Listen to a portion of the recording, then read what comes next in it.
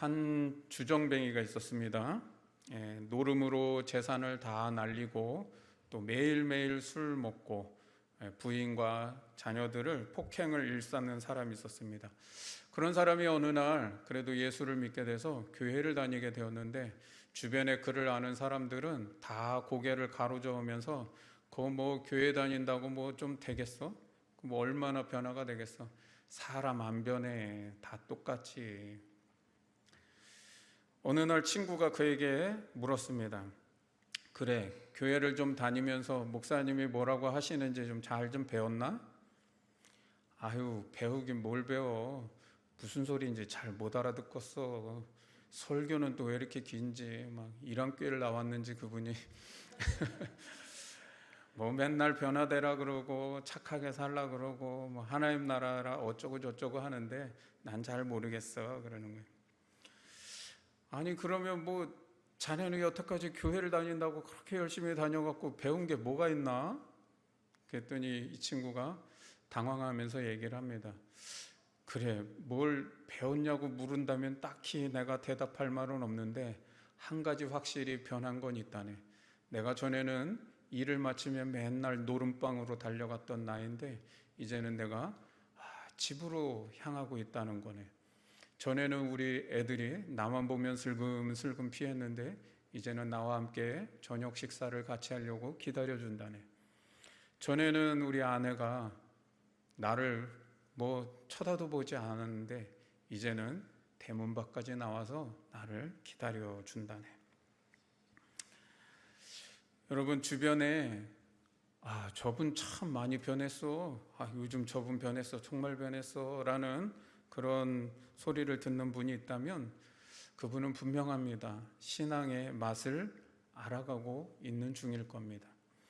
우리 성도님들 보면 예수 믿는 모습이 우리 처음 개척해서 함께 드릴 때의 모습보다 확실히 달라졌다는 것을 저 자신도 목회하면서 이렇게 느낄 때가 많이 있습니다. 참 저분 많이 변했다.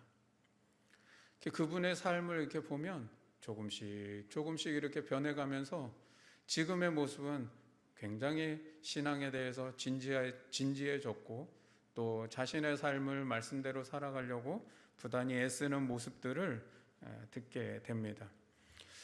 뭔가 맛을 알아가고 있기 때문이라는 것이죠. 엄마들이 아이가 하도 말 안 들으면 뭐라 그래요? 저거 냅둬. 저 뜨거운 맛을 한번 봐야 이제 다시는 안 그러지. 뭐 이러잖아요. 여러분, 뜨거운 맛 본다는 게 뭐예요? 이 맛을 본다의 그때 뜻이 뭐예요? 직접 체험함으로 그것을 깨달아 아는 교훈을 얻게 된다는 것, 그런 뜻을 담고 있잖아요. 맛을 알아간다는 건 그런 점에서 지적인 만족을 누리는 신앙생활을 의미하는 것이 아니라는 겁니다. 여러분, 하나님에 대한 지식을 늘려가고 교회 생활을 어떻게 하는지 노하우를 배워가는 게 신앙생활이 아니라는 겁니다. 신앙의 맛을 알아간다는 것은 하나님을 체험함으로 알아가는 겁니다. 여러분, 신앙생활 오래 하고 장로, 권사, 안수집사 뭐 이런 직분들을 받으면 뭐 하겠습니까? 그것들이 신앙생활을 하면서 노하우만 배워가는 사람들이 있어요. 장로인데, 권사인데, 안수집사인데, 나 20년 믿었다, 나 30년 믿었다, 우리 집안은 대대로 3대째 4대째 예수 믿는 집안이야 라고 해도 신앙생활에 노하우만 가득한 분들이 있다는 거예요. 여러분, 교회 생활에 수단만 늘어나면은요, 내 손해보는 것 하나도 안 합니다. 그러니까 노하우가 늘어나서 어떻게 하면 나 손해 안 보고 신앙생활 하는지를 너무 잘하는 거예요. 사람들에게 젠틀하게 보이는 법, 신앙 좋게 보이는 법, 너무도 그런 노하우만 잘 알고 있는 거예요. 그래서 교회 이용해서 내 이익을 챙기는 것만 하는 그런 노하우만 늘어난 신앙인들이 있습니다. 신앙생활을 좀 오래 했으면 하나님을 경험함도 있고 뭔가 그 맛을 알아가는 게 있어야 한다는 겁니다. 10년 믿고 20년 믿고가 중요한 게 아니라 정말 맛을 알고 신앙생활을 하는가, 그게 중요하다는 거예요. 여러분, 우리가 음식을 먹어도 그렇습니다. 똑같은 음식을 먹는데 어떤 사람은 그게 뭔 맛인지도 모르고 먹는 사람이 있어요. 그런 사람들은 뭐라 그래요? 비싼 거 사줄 필요가 없어. 맛을 모르는데 귀한 줄을 모르고. 예. 여러분, 근데 어떤 사람은요, 어떤 음식을 먹으면 아주 이게 혀의 감각이 발달돼서 무슨 재료가 들어갔네, 뭐 어떤 것이 더 많이 들어갔네, 조금 들어갔네, 뭐 이런 것들이요, 아주 뭐 기가 막히게 아는 분들이 있죠. 맛을 느끼는 거예요. 깊은 맛을 느껴야만 여러분 먹었을 때 그것을 또 먹고 싶고, 그 맛에서 그냥 그 세미한 하나하나까지도 그 맛을 다 느끼기 시작하면은요, 여러분 많이 먹는다 적게 먹는다가 아니에요. 정말 그 음식 하나에 굉장한 행복감과 즐거움을 느낄 수 있는 것이죠. 그래야 자꾸 먹고 싶고 또 생각나고 그러는 것 아니겠습니까? 신앙생활 마찬가지입니다. 여러분, 신앙의 맛을 알아가며 신앙생활을 해야 이 신앙생활이 너무나 즐겁고 행복하고 기쁘고 감사한 거예요. 주일날 왜 끌려다니는 신앙생활 하느냐?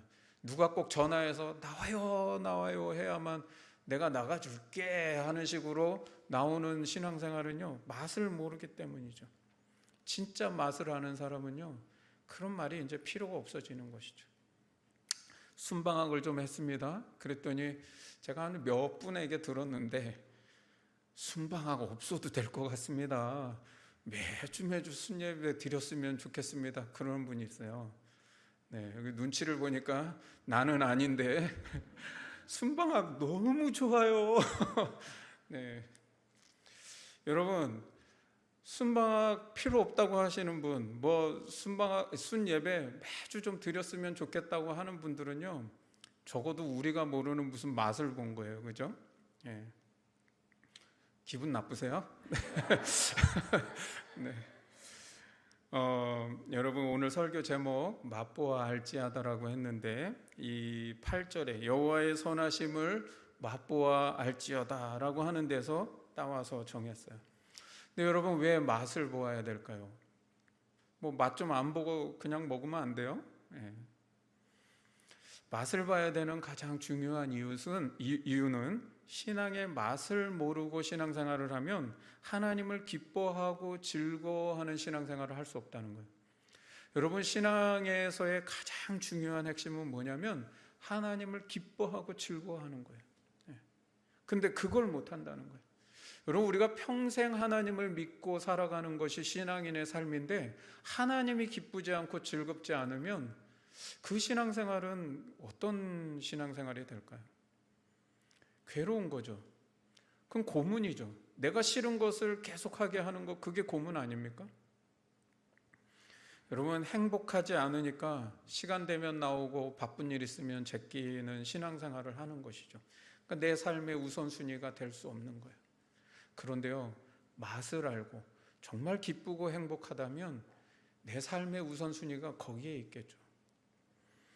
두 번째, 신앙의 맛을 알아야 되는 것은 우리의 삶을 능력 있고 생명과 은혜와 감동이 넘치는 삶을 살게 하기 때문입니다. 맛을 알아야 그렇게 살 수 있어요.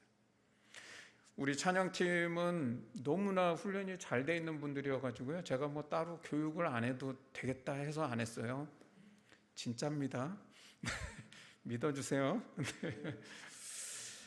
근데 이제 전에 제가 부교육자로 있을 때 예배 담당을 오랫동안 했습니다. 그때 제가 찬양팀들을 훈련할 때 항상 빼놓지 않고 제가 제일 중요하게 훈련시키는 게 있습니다. 그게 뭐냐면, 여러분이 찬양 사역할 때 가장 중요한 거는 찬양할 때 이 강단에 서 있는 그 순간이 아니라 바로 일주일 동안 여러분이 살아간 삶의 자리입니다. 거기서 여러분이 어떻게 살아가느냐의 그 삶이 바로 이 자리에서 내가 찬양을 드릴 때 그 찬양에 은혜와 능력이 있느냐 없느냐를 결정할 수 있는 겁니다. 여러분, 여기서 아무리 찬양 연습 잘해가지고 음정 박자 딱딱 맞추고 뭐 정말 훌륭한 세션에 정말 훌륭한 찬양을 드렸다고 한들, 여러분, 그 삶이 뒷받침되지 않는다면 그 찬양에 대한 어떤 고백이 하나도 진실하지 않고 정말 그 은혜와 능력의 충만함으로 흘러갈 수가 없다는 거예요. 여러분, 그 삶에서 내가 정말 그 말씀대로 살아가고 그 하나님의 은혜를 경험하며 살아가는 그 일주일의 삶을 살아간 후에 여기서 찬양을 하는데 어느 날 그 찬양의 가사가 내 삶에 그렇게 몸부림치며 살아왔던 삶과 막 부딪힘이 있고 그 고백이 정말 내 진실한 고백으로 드려질 수 있을 때 때로는 눈물이 나고요. 여러분, 그렇게 드리는 찬양이 있을 때 그 한 곡의 찬양은 그게 바로 거룩한 예배 아닙니까? 그게 하나님이 받으시는 신앙 고백 아닙니까? 그게 주님의 가슴을 감동케 하는 기도가 아니겠습니까? 바로 맛을 아는 신앙을 살아갈 때 삶에 능력이 있고 사역에도 능력이 있는 거예요.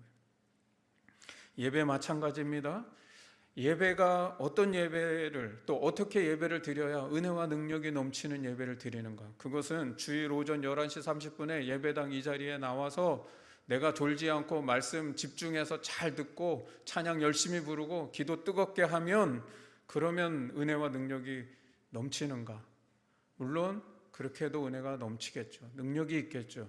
그런데 더 은혜와 능력을 경험할 수 있는 것은 내가 일주일 동안 살아가는 그 삶 속에 하나님과 함께 살아가는 그 삶을 가지고 그렇게 몸부림쳤던 삶을 가지고 나와 그 삶을 하나님 앞에 거룩한 산제물로 드려드릴 때 그 사람은요, 예배 시간에 어떤 말씀이 선포되어도 은혜를 안 받을 수가 없습니다.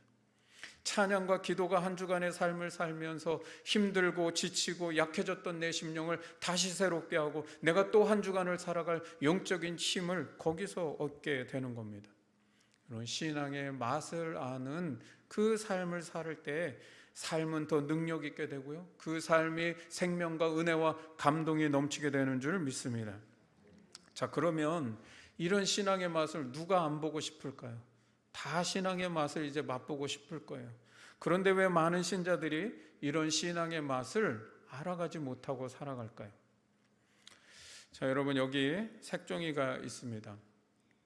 제가 여러분 어떤 색깔을 보고 있을까요? 제가 어떤 색깔을 보고 있죠? 주황색 아닌 거. 이게 주황색으로 보이세요 지금? 네. 여러분이 지금 대답하지 못하는 이유는 뭐 때문이에요? 네? 뒤에 뭐가 있을지 몰라가지고 그렇죠? 네, 똑똑하세요. 네. 여러분, 제가 보고 있는 건 초록색이었어요. 여러분이 말하지 못하는 이유는 어느 한 분도 제 있는 자리에 와서 제가 무엇을 보고 있는지 아무도 보지 않았기 때문이죠. 여러분, 거기에 있는 자리에서 제가 무엇을 보고 있는지를 알려면 여기까지 나와야 되는 수고가 있어야 되겠죠. 그런데 사람은 그 수고를 하기 싫어해요. 편하게 살고 싶습니다. 내가 굳이 저기까지 가서 그 사람이 뭘 보고 있는지, 뭘 알고 있는지, 어떤 생각을 하고 있는지 알고 싶지 않은 것이죠. 여러분, 신앙생활은 그런 겁니다. 우리가 하나님의 뜻을 따라 삽니다. 하나님의 뜻을 따라 삽니다. 말로만 그렇게 할 게 아니라요, 하나님의 뜻을 따라 살기 위해서는요, 하나님이 있는 자리로 나와서 하나님이 계신 곳에서 하나님이 무엇을 바라보고 계시는지 그 시선에 나의 시선을 맞추고 내가 보이는 대로 사는 게 아니라 하나님이 무엇을 보시는지를 보면서 함께 살아갈 때에 하나님의 뜻이 사라지는 것이죠. 맛을 느낀다는 것은 무엇인가? 하나님 안으로 뛰어 들어온다는 겁니다. 그분의 편에 서서 그분이 보는 것을 보고 하나님을 경험해 봐야 그때 진짜 맛을 알게 된다는 것이죠. 나는 하나도 수고하지 않으면서, 나는 한 번도 하나님 앞으로 뛰어들어가지도 않으면서, 나는 한 번도 그 뜻이 무엇인지, 그분이 무엇을 바라보시는지, 그분이 무엇을 생각하는지 한 번도 알아보려고 하지 않으면서, 그러면서 나는 하나님 잘 모르겠다고, 하나님 뜻이 어디 있는지를 모르겠다고, 하나님이 왜 나에게 이런 광야의 길을 걷게 하셨는지 다 내 생각대로 판단하니까, 내가 보이는 대로만 생각하니까 불평과 원망이 나올 수밖에 없죠. 그러나 하나님의 편에 와서 하나님의 보시는 그 시선을 따라 바라보면 나에게 왜 이런 강야를 허락하셨는지 이해가 되는 것이 있고 그 마음을 깨닫는 것이 있고요. 하나님의 그 깊은 사랑과 은혜를 거기서 느낄 수 있고 바로 거기서 신앙의 맛을 알게 되는 것이죠. 오늘 시편 34편은 다윗의 시입니다. 성경을 가지신 분들은 그 표제를 한번 보시면 표제가 뭐라고 되어 있나요? 다윗이 아비멜렉 앞에서 미친 채 하다가 쫓겨나서 지은 시예요. 이 시는 어떻게 지어졌느냐? 다윗이 아비멜렉 앞에서 미친 채 하다가 쫓겨나면서 지었던 시라는 겁니다. 그때 노래했다는 거예요. 여러분 여기 이제 오해하시면 안 되는 게 아비멜렉은 이름이 아닙니다. 이거는 왕이라고 하는 호칭입니다. 그러니까 우리는 왕이라고 부르는데 블레셋에서는 이제 그 왕을 아비멜렉이라고 부르는 거고, 이집트에서는 바로라고 하는 거죠. 그러니까 바로도 이름이 아닙니다. 근데 여기 이 아비멜렉은 그럼 누구를 말하느냐? 블레셋 5방백이 있는데 그 5방백 중에 가드 왕 아기스를 말하는 겁니다.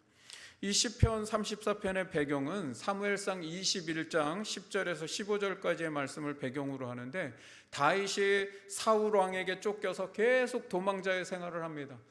또 도망다니고 또 도망다니면서 살아가니까 너무나 그 삶이 피곤하고 지치는 거예요. 더 이상 이젠 피할 데도 없고, 그러다 보니까 이 도망자 생활에 이제 지쳐서 다윗이 생각한 게 뭐냐면 블레셋 왕 아기스에게로 좀 도망가자, 말하자면 망명을 신청하려고 그에게로 갔다는 것이죠. 그런데 다윗의 불신앙과 실수가 여기서 일어나게 됩니다. 이 아기스에게 갈 때에 그냥 가는 것이 아니라 아기스 왕의 신임을 얻고 자신의 안정을 보장받을 수 있도록 협상을 하기 위해서 그 어떤 협상을 할 만한 조건을 하나 가지고 가야 되는데, 그것을 바로 이제 그 명분으로 골리앗의 칼을 가지고 가는 겁니다. 다윗은 지금 하나님을 경외하며 하나님의 도우심과 은혜를 구하는 것이 아니라 내 방법과 내 노력으로 내게 닥쳐진 이 위기와 고난을 어떻게 극복해낼까 고민을 한 거예요. 그러면서 그 고민의 결과가 뭐냐면, 이렇게 하면 내가 살 수 있겠구나 라고 생각을 한 게 뭐냐, 바로 이 골리앗의 칼을 들고 아기스에게 가서 협상을 하겠다는 것이었죠. 옛날에 자기가 골리앗을 죽였잖아요. 그리고 그 골리앗 장군이 가졌던 그 큰 칼을 아히멜렉 제사장이 보관을 하고 있었습니다. 그런데 다윗이 그 아히멜렉 제사장에게 가서 그 칼을 내어달라고 한 것이죠. 다윗이 내어달라고 하니까 이 아히멜렉 제사장이 그 칼을 내어준 겁니다. 다윗은 그 칼을 받아들고 아기스에게 가서 내가 골리앗을 죽인 바로 그 장본인입니다. 지금 이 아기스에게 이 골리앗의 칼을 바치는 이유는 나와 힘을 합쳐서 당신의 적인 이 사울 왕을 견제합시다라고 협상을 하려고 했다는 것이죠. 그러면 더 이상 내가 사울에게 쫓기지 않고 도망자 생활을 끝낼 수 있겠다라는 생각을 하고 그렇게 했다는 겁니다. 그런데 다윗의 생각과는 전혀 엉뚱한 결과가 일어나게 됩니다. 아기스 왕의 신하들이 이렇게 말하는 거예요. 왕이시여, 이는 여인들이 사울이 죽은 자는 천천히요 다윗이 죽인 자는 만만히로다 노래했던 바로 그 다윗 아닙니까? 이제 그 협상을 받아주는 것이 아니라 오히려 다윗을 두려워해서 어떻게 하면 이 다윗을 죽일까 생각을 하는 겁니다. 그러니까 오히려 자기가 지금 제거 대상이 되었다는 것이죠. 다윗이 바로 그때 그 낌새를 느끼고 살기 위해서 이제 미친 척을 하는 겁니다. 그래서 침을 질질 흘리고 벽에다가 막 몸을 비벼대면서 미친 척을 하는 것이죠. 아기스 왕이 그 신하들에게 말합니다. 야, 블레셋에 미치광이가 없어서 이런 그 미치광이를 데리고 왔냐고 막 호통을 칩니다. 그 사이에 이제 다윗은 겨우 그곳을 빠져나오게 되는 이야기입니다. 다윗은 이때의 경험을 생각하면서 내가 인생의 위기를 만났을 때 내 노력과 내 방법으로 살아보려고 안간힘 쓰다가 오히려 내가 더 큰 위기를 만났다라는 것이죠. 그런데 하나님이 내가 그렇게 넘어지고 쓰러지고 실수했을 때 나를 버리지 아니하시고 나를 구원하셨다는 거예요. 하나님이 내게 베푸신 그 선하심을 이제 경험하고 맛보고 다윗은 지금 그것을 찬양하고 있는 겁니다. 그러면서 하나님은 내가 정말 이렇게 사는 건 나는 정말 지쳤어. 나 더 이상 이제 이렇게는 살 수 없을 것 같아 라고 말하는 그런 지치고 상한 심령들에게 이제 이 다윗이 말해주는 거예요. 당신의 그 위기와 그 공고함을 내 힘으로 벗어나려고 애쓰며 곤고해져 버린, 지쳐버린 너희들이여, 너희는 여호와의 선하심을 맛보아 알지어다. 그리고 그에게 피하는 자는 복이 있다라고 선포하는 겁니다. 여러분, 그래서 시편 34편은 크게 두 부분으로 나뉘는데요. 1절에서 8절까지는 다윗이 경험한 하나님의 선하심을 노래하고 있는 겁니다. 그러면서 결론적으로 이제 8절을 말씀하는 거예요. 너희도 하나님의 선하심을, 여호와의 선하심을 맛보아 알라라고 그렇게 교훈하는 겁니다. 그리고 이제 9절부터 22절이 특별히 너희 젊은이들이여 여호와를 경외하라, 하나님을 경외하라는 거예요. 내가 너희에게 하나님 경외하는 법을 가르쳐 주겠다라고 말씀하는 겁니다. 그런데 이제 오늘은 22절까지 다 보면 너무 길고 8절 앞부분까지, 10절까지 해서 앞부분까지만 보며 우리가 여호와의 선하심을 맛보아 아는 삶에 대해서 한번 같이 말씀을 나누고자 합니다. 그러면 어떻게 여호와의 선하심을 맛보아 알아갈 수 있을까요? 먼저 1절 말씀을 다시 한번 보시면 1절이 참 중요합니다.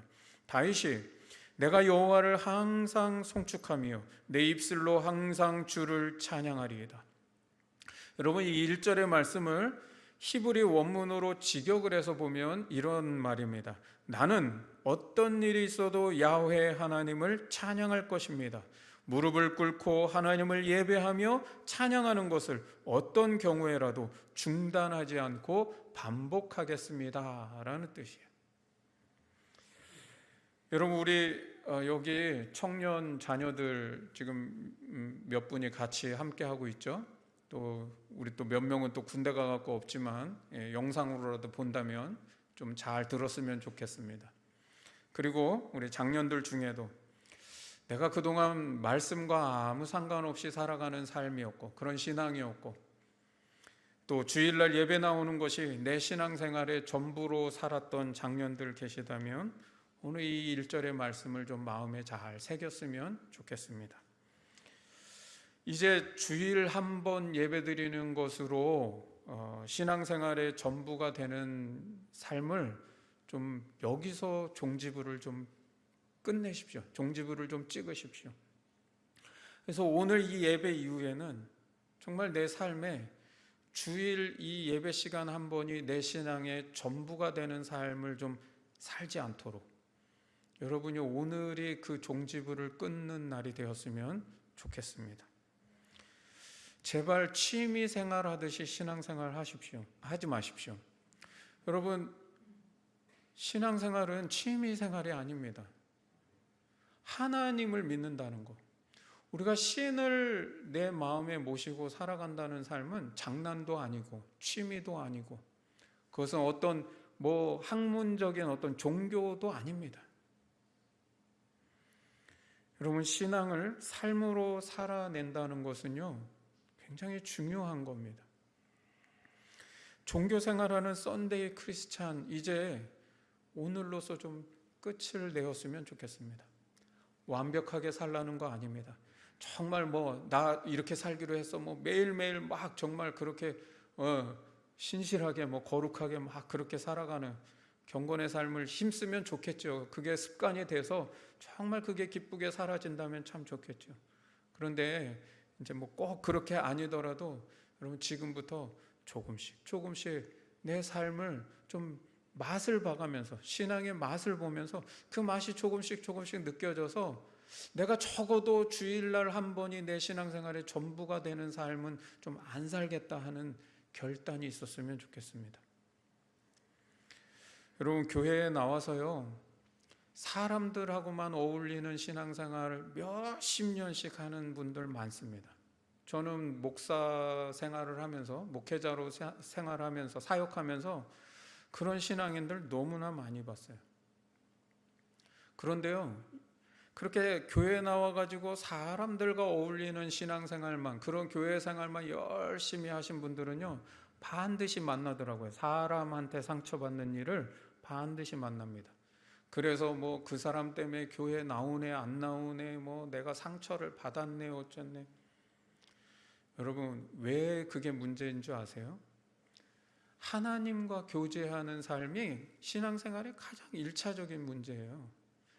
그러니까 우리의 모든 인간관계, 또 사람들과 함께 어울리는 이 교회 생활은 내가 먼저 하나님과의 교제하는 삶이 이루어지고, 그 하나님 안에서 한 형제가 되고 자매가 되고 가족이 된 그 사람과 교제해야죠.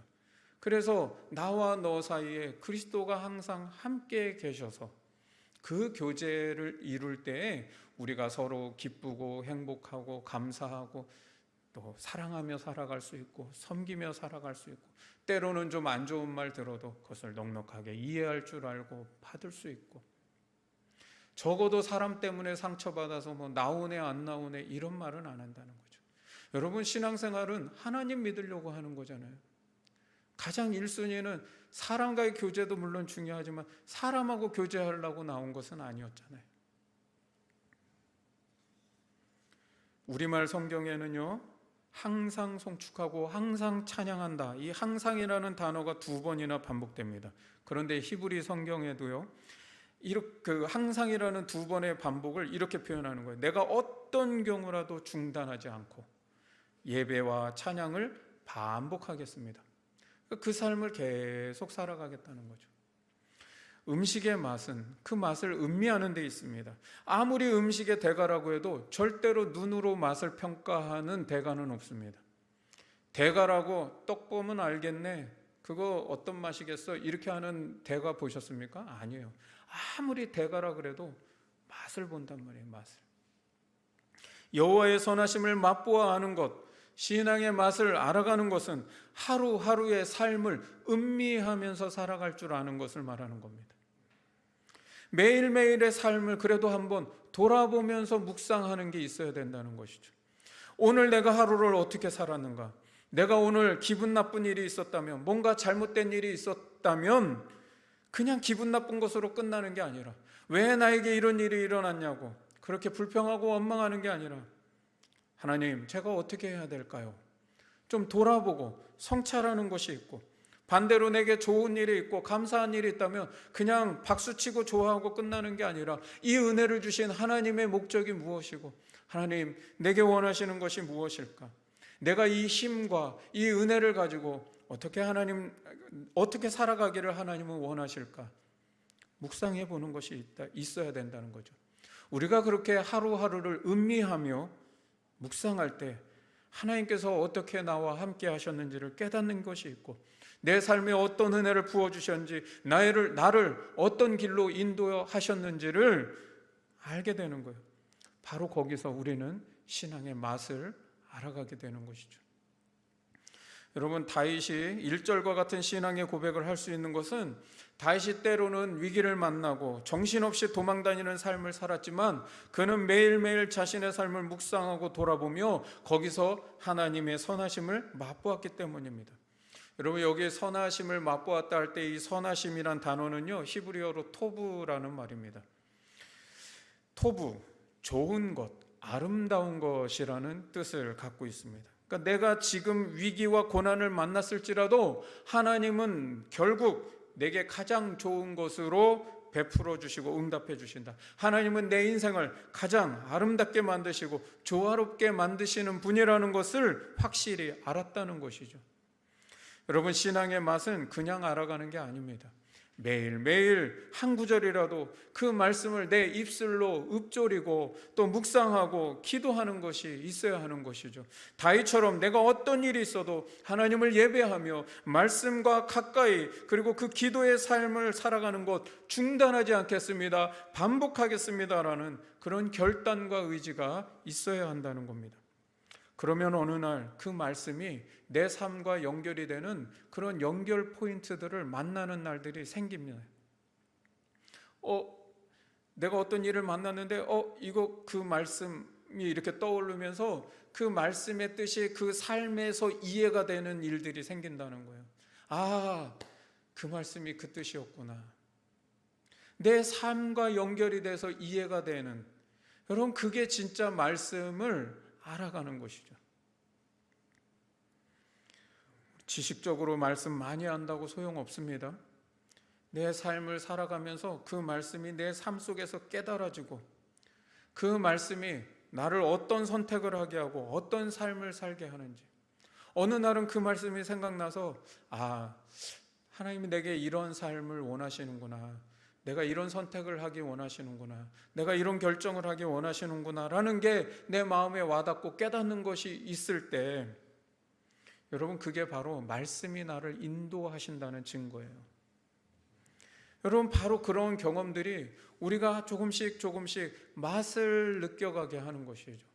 신앙의 맛이 뭔가를 거기서 알아가게 되는 겁니다. 여러분이 그래서 순예배 때에 말씀 나눔할 때 내 삶에 어떻게 적용되고 어떻게 깨달았는지, 그 말씀이 어떻게 내 생각을 바꾸고 내 삶에 어떤 변화가 일어나게 했는지, 여러분 그것들을 함께 나누는 것이 중요하다는 거예요. 때로는 반대의 경우도 있을 수 있어요. 나 그렇게 말씀대로 살지 못했던 모습, 그것을 말씀에 비춰보니 참 제가 그렇게 살지 못한 것 같습니다라고 나의 그런 그 부족한 모습을 발견하고 회개하게 되는 것들, 우리가 그런 것들을 나눌 때 거기서요 굉장한 신앙의 맛을 느낄 수 있다는 겁니다. 그래서 그 나눔이 참 중요한 거예요. 여러분 나눔 시간에요 똑같이 직장 생활하면서 힘들고 어려운 일들이 있습니다. 똑같이 자식 문제로 고민하고 염려하는 사람들이 있습니다. 똑같이 경제적인 어려움이 있고 인간관계에 문제를 겪는 사람들이 있습니다. 그런데 그러한 삶 속에서 나는 하나님을 전혀 느끼지 못하고 살아간다는 것이죠. 먹어도 맛을 제대로 못 느끼고 살아가는 것과 똑같은 것이죠. 영적인 감각과 사고가 닫혀 있어서 내 삶의 그러한 일들이 하나님과 어떻게 연결되고 있는지 전혀 감각을 못 느끼고 있다는 것이죠. 맛을 못 느끼고 있다는 거죠. 그런데 그 나눔 시간에 나와 똑같아요. 저분도 직장 생활에서 어려움도 있고 경제적인 어려움도 있고 자식 때문에 고민도 하고 뭐 여러 가지 막 삶의 애환이 있는데, 그 다른 형제, 그 자매, 그 집사님들의 얘기를 들어보니 나와 그 비슷한 상황 속에서 저분은 하나님이 이렇게 근데 역사해 주셨어요. 이러한 속에서요 그래도 하나님이 이렇게 하셨어요. 그게 은혜더라고요. 여러분 우리가 그런 나눔을 들으면서 그 나눔이 나에게 어떤 영적인 감각, 그 닫혀있던 감각과 사고를 열어주는, 깨어지게 하는 그런 일들을 경험하게 한다는 것이죠. 그리고 나서 그 나눔을, 그 순예배 시간에 그런 나눔들을 듣고 나서, 그리고 이제 다시 내 삶의 자리로 돌아와서 일상을 살아가 보니 이전과 그 일상은 하나도 달라진 게 없고 똑같이 생활을 하는데 달라진 게 있어요. 내가 이제 뭔가 영적인 감각과 사고가 열린 겁니다. 그래서 그 똑같은 상황에서 이제는 나도 깨달아지는 것이 있기 시작하는 거예요. 그리고 이게 그 말한 하나님의 은혜구나라고 하는 것들을 느끼기 시작하는 게 있는 것이죠. 그러니까 맛을 느끼기 시작하는 게 있다라는 거예요. 여러분 루악 커피라는 거 아시죠? 제가 인도네시아에 있을 때 루악 커피를 처음에 루악 커피라고 그래갖고 이거 귀한 거라고 해갖고 주시는데 먹어봐도 이게 뭔 맛인지 저는 잘 모르겠더라고요.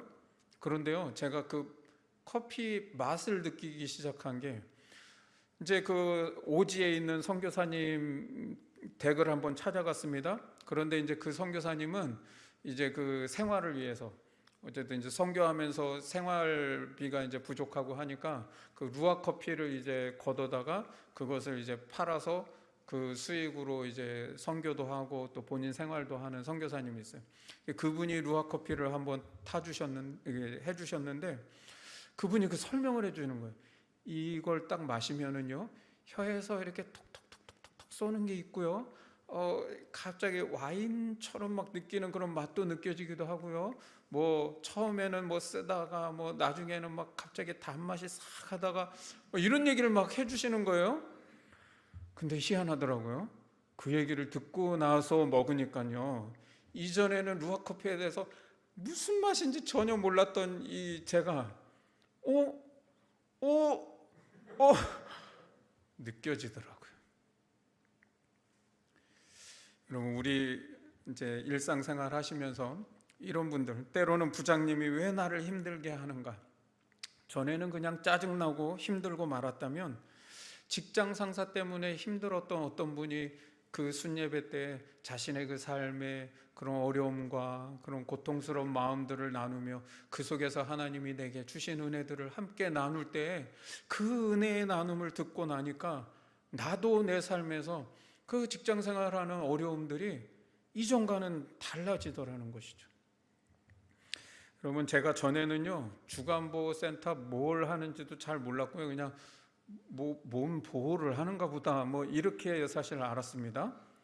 전혀 몰랐었어요. 근데 또 주변에 다니면서 주간보호센터가 있는지 없는지 사실 보이지도 않았습니다. 그런데 제가 김정열 집사님 그 개업 신방을 가가지고 주간보호센터가 뭘 하는지도 이제 알고 또 거기에 같이 예배를 드리면서 이야기를 들었잖아요. 진짜 신기하더라고요. 저희 사모랑 같이 이렇게 차를 타고 다니면서도 주간보호 그 시트를 붙인 차들이 왜 이렇게 많아요? 보이는 거예요. 그리고 지나가다 건물을 보니까요 주간보호센터 적혀있는 간판 많더라고요. 여러분, 보이는 거예요. 말도 그렇습니다. 영어 내가 하나도 모르면은요 샬라샬라 밖에 더 들리겠습니까? 말로 안 들리는 거죠. 근데 내가 알아보세요. 언어로 들리잖아요. 말로 들리잖아요. 여러분, 순예배 때 말씀 나눔을 잘 하잖아요. 그러면 서로의 나눔 속에서 내가 미처 생각하지 못했고 경험하지 못했던 하나님의 선하심을, 그 여호와의 선하심을 맛보아하는 일들이 생긴다는 거예요. 여러분, 그래서 내 삶의 나눔을 진솔하게 하세요. 그리고 내가 정말 하나님과 함께 살아간 그 삶의 모습들, 그 은혜들, 그런 이야기들을 정말 나누어 주십시오. 그것은 내 자랑이 아니라 그것이 어느 누군가에게는 삶의 힘이 되고 능력이 되게 하고 그런 영적인 사고와 감각을 열어주는 그런 은혜의 통로가 될 수 있다는 거예요. 자, 이제 8절 말씀에 너희는 그런 여호와의 선하심을 맛보아 알지어다. 인생의 위기와 고난을 만날 때 내 힘과 노력으로 또 내 방법 내 능력으로 벗어나려고 하지 말고 여호와께 피하라는 겁니다. 그가 복이 있다는 거예요. 그런 자가 여호와의 선하심을 맛보게 될 거라는 겁니다.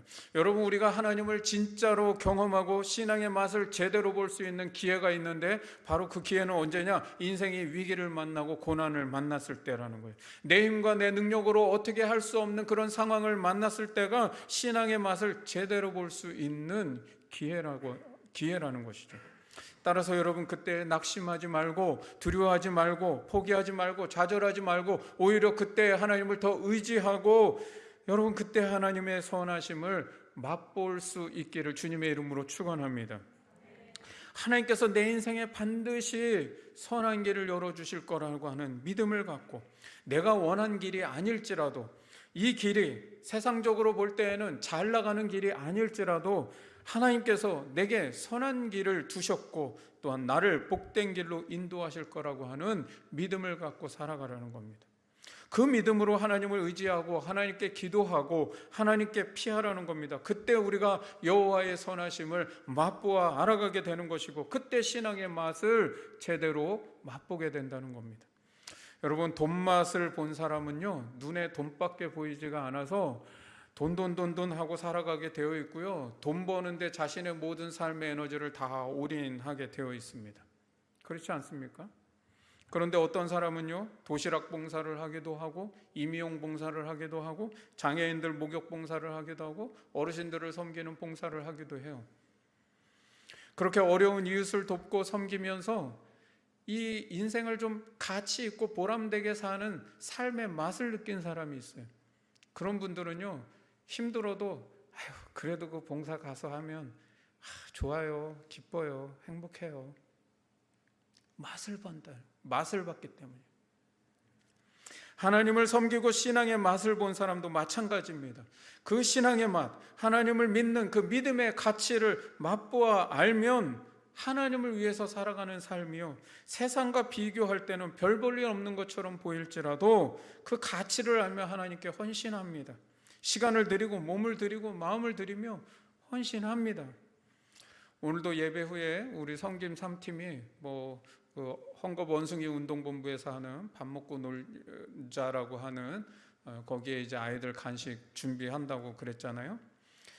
여러분, 그런 어떤 섬김들, 또 1팀이 하는 미자립 섬김, 2팀이 하는 반찬 나눔의 섬김들 다 마찬가지입니다.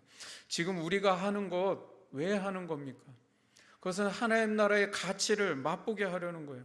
미자립 교회 돕고 반찬 나눔하고 또 아이들에게 간식 섬기는 것 다른 교회도 다 하잖아요. 다른 교회들도 많이 하고 있습니다. 우리보다 더 잘하는, 더 많이 하는 교회들 많이 있죠. 그런데 저는 이것이 교회가 프로그램으로 하는 것이 아니었으면 좋겠다는 거죠. 여러분, 우리가 하나님 나라가 어떤 나라인지 그 가치를 맛보아서 알고 그 가치를 맛보았기 때문에 내가 참 이제 이렇게 살지 않고는 내가 다른 삶은 못 살겠어 라고 하는 그런 삶을 위해서 그 가치를 맛보게 해주려고 하는 거죠.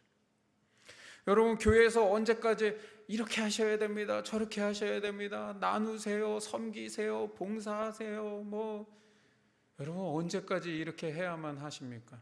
그게 아니라 내가 하나님 나라의 가치를 맛보면 그 섬김이 누가 하라고 해서, 교회가 시켜서 프로그램을 정해놓고 그 프로그램을 돌려야만 하는 삶이 아니라 누가 말하지 않아도 내 삶의 자리에서 그런 삶을 살아갈 줄 안다는 거죠.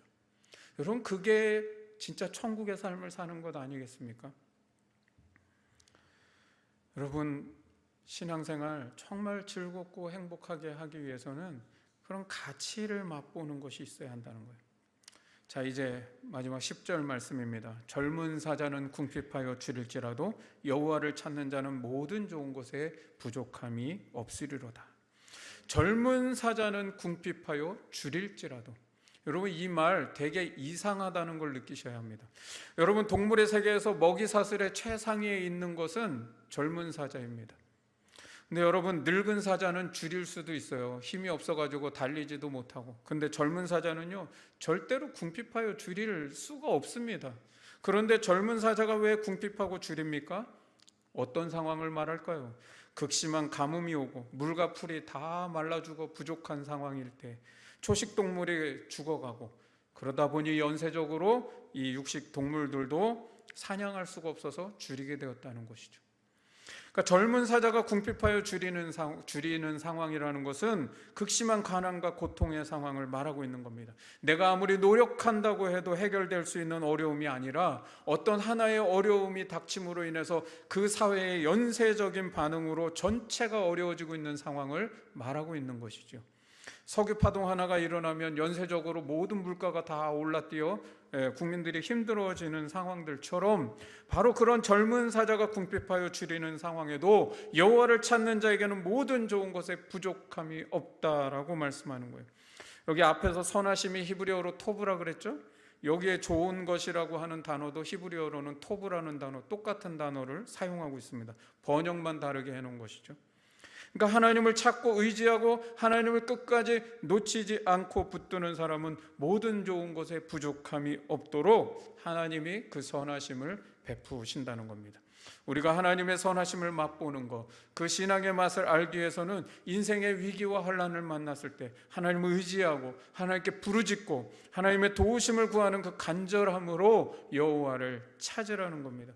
하나님이 반드시 그러면 나를 선한 길로 인도하시고 또 나에게 그 복된 길로, 그 은혜의 길로 인도하신다는 것을 믿고 신뢰하라는 겁니다.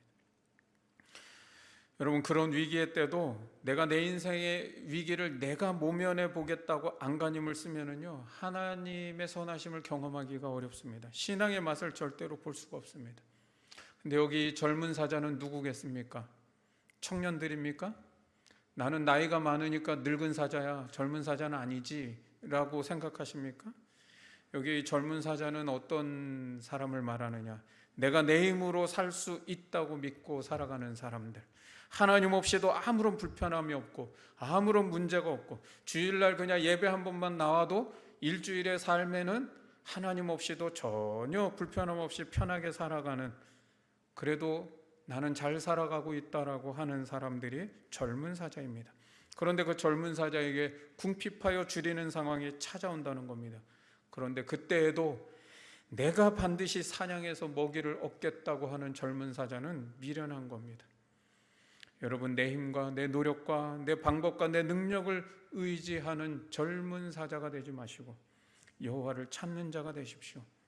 그러면 하나님께서 우리에게 좋은 것으로 부족함이 없도록 채워주실 줄 믿습니다. 우리 모두 그런 신앙의 맛을 알아갈 수 있기를 주님의 이름으로 축원합니다.